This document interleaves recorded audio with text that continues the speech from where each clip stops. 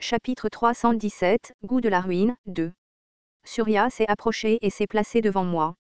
Il mesurait au moins 20 cm de plus que moi. J'ai ouvert davantage mon statut pour contrer la pression qu'il dégageait. Le bureau fut soudainement inondé de l'énergie de Surya. La conversation se fit désormais entre constellation et constellation. La ruine de l'Olympe, est-ce votre signification ou celle des Védas? Est-ce important? C'est important. Je m'attendais à ce que les troubles entre les grandes nébuleuses battent leur plein à présent. Elles ont cherché à coopérer avec moi afin de se ruiner mutuellement, mais à l'origine, les Védas, l'Olympe et le papyrus n'étaient pas des alliances solides. Toutes les grandes nébuleuses étaient dans une position potentiellement compétitive lorsqu'elles poursuivaient une seule histoire. Surya réfléchit un moment avant de répondre.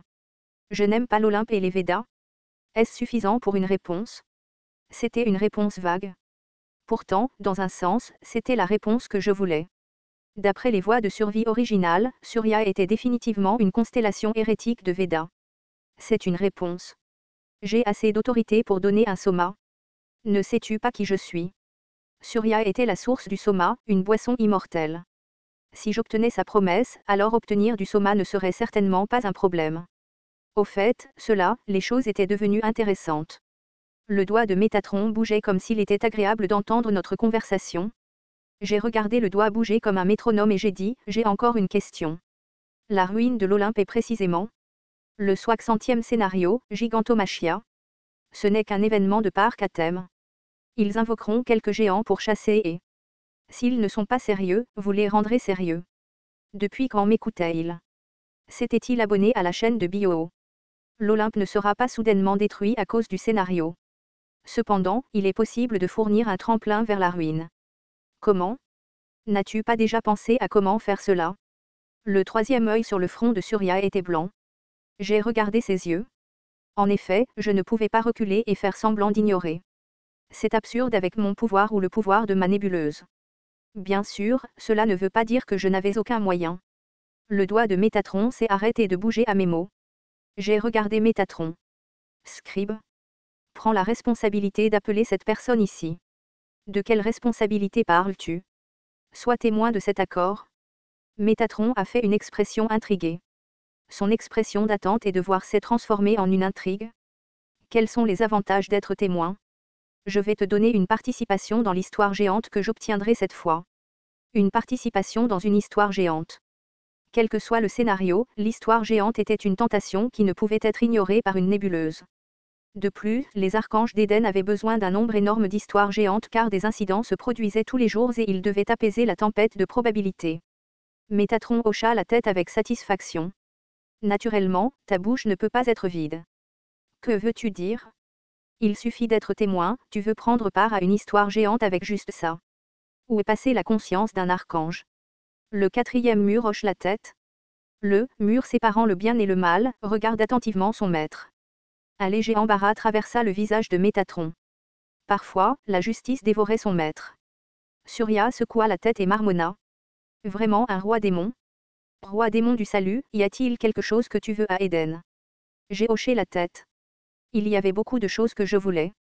C'est parce qu'une ou deux préparations n'étaient pas suffisantes pour la future gigantomachia. Kim Dog-jia se souvint du 1863 Round. Je ne perdrai personne. Dans l'esprit de Kim Dog-jia, les informations sur les voies de survie apparurent et disparurent. À partir de maintenant, il était probable que des constellations de haut rang se joindraient à la bataille. Ce n'était pas seulement Surya, mais les autres Lokapala des Védas et certains des 12 dieux de l'Olympe pouvaient participer au scénario.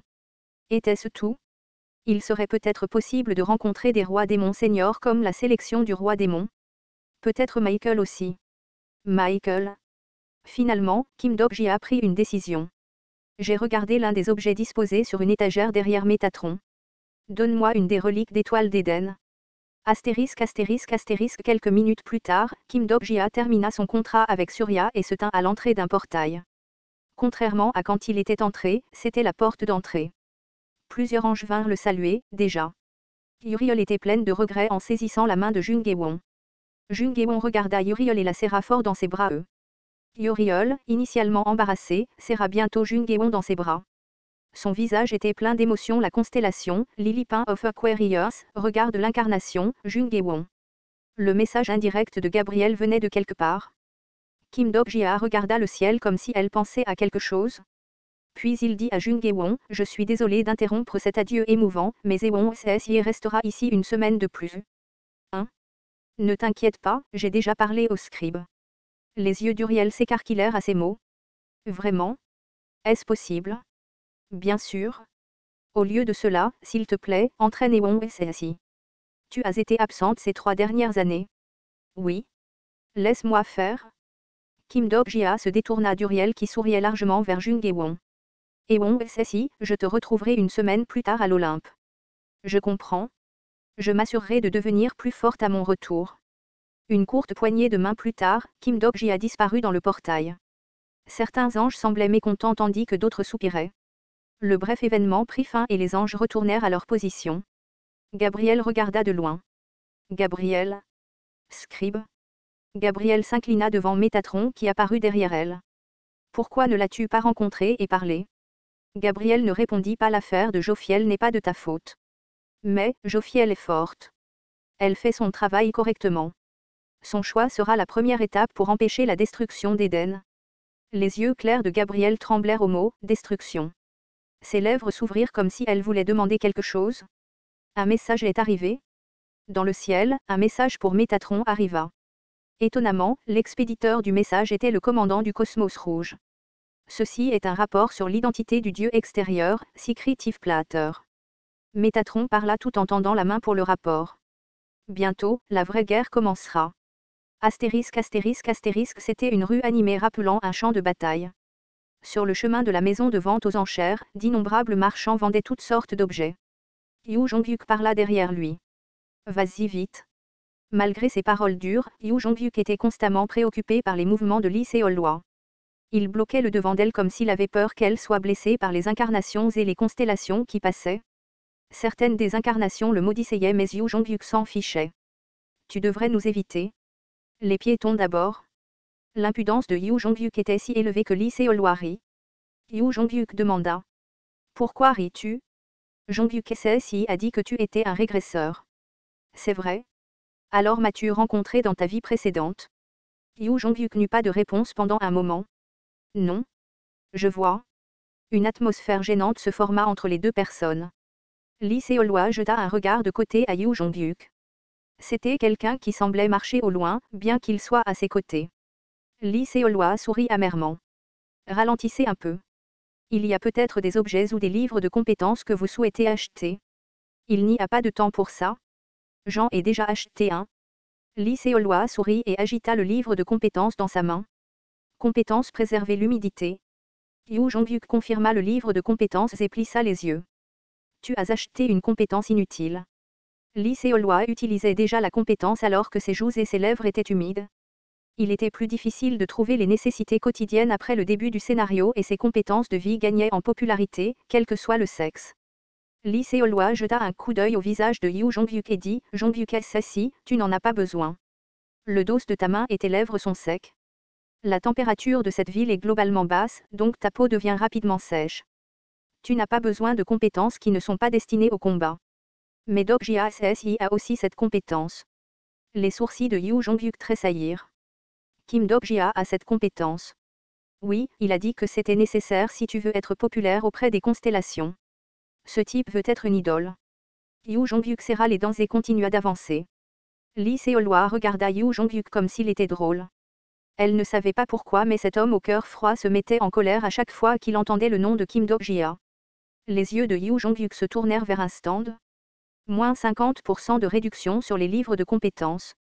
Lee Seol-hwa ne put s'empêcher de rire. Tu veux en acheter un? Les pas de Yu Jongyuk s'arrêtèrent. Elle se demanda s'il aimait un article mais quelque chose n'allait pas. Ses poings tremblaient. La colère débordait des yeux de Yu Jongyuk et dominait son expression. Yu Jongyuk SSI. L'entrée de la maison de vente aux enchères pouvait être vue au loin. Un groupe d'incarnations y entrait. Une fille aux cheveux blonds. Lee Seol-hwa sentit son cœur se serrer. Yu Jongyuk ne pouvait pas contrôler son intention de tuer alors que sa main se dirigeait vers l'épée du démon noir. Jongyuk SSI, attends. Lee Seol-hwa attrapa instinctivement le bras de Yu Jongyuk. Elle connaissait l'identité de la fille blonde, la prophétesse d'Asgard. Elle se souvenait de l'histoire. Yoo Jong-hyuk du dernier round est mort après avoir été trahi par elle. Non. Cet endroit, les autres membres. Son cœur était pressé. Peu importe la force de Yoo Jong-hyuk, cet endroit était la maison de vente aux enchères des constellations. C'était un endroit où les constellations de bas et de haut niveau se rassemblaient. De plus, l'ennemi de Yoo Jong-hyuk n'était pas seul. S'il se précipitait maintenant. Je pensais que ce serait comme ça. Il y avait une voix sarcastique et Han So-young se tenait là. As-tu oublié? Kim Dok-jia t'a dit de ne pas avoir d'ennui. Han So-young claqua la langue comme s'il était pathétique et fit tourner une pièce entre ses doigts. Yoo Jong-hyuk répondit d'une voix froide, ce ne sont pas tes affaires. Ce ne sont pas mes affaires. Ne sommes-nous pas des compagnons? Des compagnons? L'expression de Yoo Jong-hyuk se déforma. Tu ne l'es pas, c'est le fond du problème, et tu es peut-être le protagoniste mais... So-young s'est assis. Les mots des retardataires firent toucher son front à Han So-young et marmonnèrent. Soupir. Je ne peux pas vivre à cause de Kim Dok-jia et Yoo Jong-hyuk. Anna Croft devrait être retirée d'ici. Eh bien, Kim Dok-jia ne veut pas de ça. Ça n'a rien à voir avec Kim Dok-jia. Tu veux juste lui porter un coup. Yoo Jong-hyuk s'arrêta et jeta un coup d'œil à Han So-young. Han So-young fixa Yoo Jong-hyuk pendant un moment avant de tourner son regard vers l'entrée de la maison de vente aux enchères. Et si j'ai une bonne idée? Il y avait un objet dans la main de Han So-young. Les yeux de Yoo Jong-hyuk tremblaient. Je l'ai sorti du manteau de Kim Dok-jia. Un sourire malicieux se forma sur le visage de Han So-young. Testons-le une fois, la capacité de prophétie du prophète. TL, tortue arc-en-ciel.